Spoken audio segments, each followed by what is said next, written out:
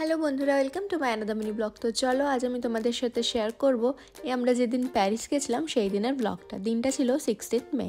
তো চলো স্কিপ না করে পুরো ব্লগটা দেখতে থাকো। সকাল সকাল আমরা ব্রাঞ্চ করে নিয়েছি, কারণ আমাদের ট্রেন হচ্ছে দুপুর 1টায় বার্লিন হাউপটবানহফ থেকে, মানে বার্লিনের সেন্ট্রাল স্টেশন থেকে আর কি, যেখানে যেতে আমাদের বাড়ি থেকে প্রায় 1 ঘন্টা লেগে যায় ঠিকঠাক একটা কানেকশন পেলে। আদারওয়াইজ আরও 10-15 মিনিট এক্সট্রা লেগে যায়। তাই আমরা রিস্ক না নিয়ে একেবারে ঘুম থেকে উঠেই ব্রাঞ্চ সেরে স্নান টান করে রেডি হয়ে ওই 11:30টার দিকে ঠাকুর প্রণাম করে বেরিয়ে পড়ি। প্রথমে বাসে করে টেলটাও স্টার্ট দিয়ে ট্রেনে করে সোজা হাউপটবানহফ।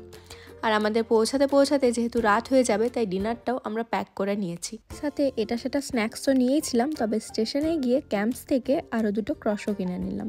ব্যাস আর কি, we are ready to go. এবার শুধু ট্রেন আসার অপেক্ষা। তবে আমাদের বেশিক্ষণ আর ওয়েট করতে হয়নি, কারণ আমরা অলমোস্ট পারফেক্ট টাইমেই পৌঁছে গেছিলাম স্টেশন।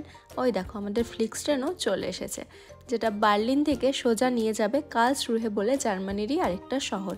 সেখান থেকে আবার আরেকটা ট্রেন রয়েছে, যেটাই চেপে সোজা পৌঁছে যাব প্যারিস। আর ট্রেনে উঠেই আমি লেগে পড়েছি আমার কাজে। বাড়িতে সময় পাইনি বলে এখানেই ফাটাফাট লাগিয়ে নিলাম নেল পলিশ। আর এইসব করতে করতে সুন্দর ভিউজ দেখতে দেখতে সাথে টুকটাক খাওয়া দাওয়া তো ছিলই। এভাবেই 6-6.5 ঘন্টা পেরিয়ে গেল আর আমরা পৌঁছে গেলাম কার্লসরুহে। আর এই যে এত আলো দেখে দুপুর ভেবো না, কিন্তু এখন রাত 8টা বাজে আর আমাদের নেক্সট ট্রেন রয়েছে 8:30টায়। তো ওই দেখো আধ ঘন্টা তো পেরিয়ে গেল, বুঝতেই পারলাম না।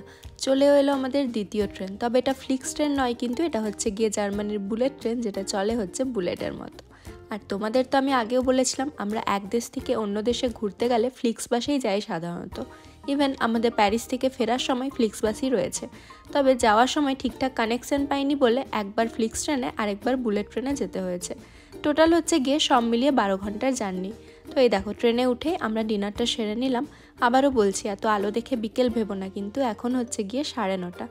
বুলেট ট্রেনে বসে সুন্দর সানসেট দেখতে দেখতে আমরা ঢুকে গেলাম ফ্রান্সে। ফোনে মেসেজও চলে এলো ওয়েলকাম টু ফ্রান্স। আর জার্মানির বর্ডার ক্রস করে যেই না ফ্রান্সে ঢুকলাম, ম্যাজিকের মতো দেখো বিল্ডিংয়ের স্ট্রাকচারগুলো কিন্তু হুট করে চেঞ্জ হয়ে গেল।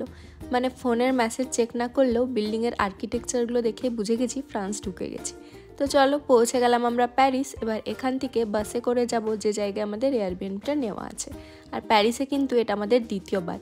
বিয়ের পর আমি আর প্রিয়ব্রত আমাদের হানিমুনে প্যারিস এসেছিলাম, আর আজ বিয়ের 2 বছর পর আবারও আমরা প্যারিসে। তবে এবারে শুধু আমরা একা না, সাথে কারা রয়েছে দেখতেই পাচ্ছ। তো চলো প্যারিসে এই 2 দিন আমরা 4 জন মিলে চুটিয়ে মজা করব।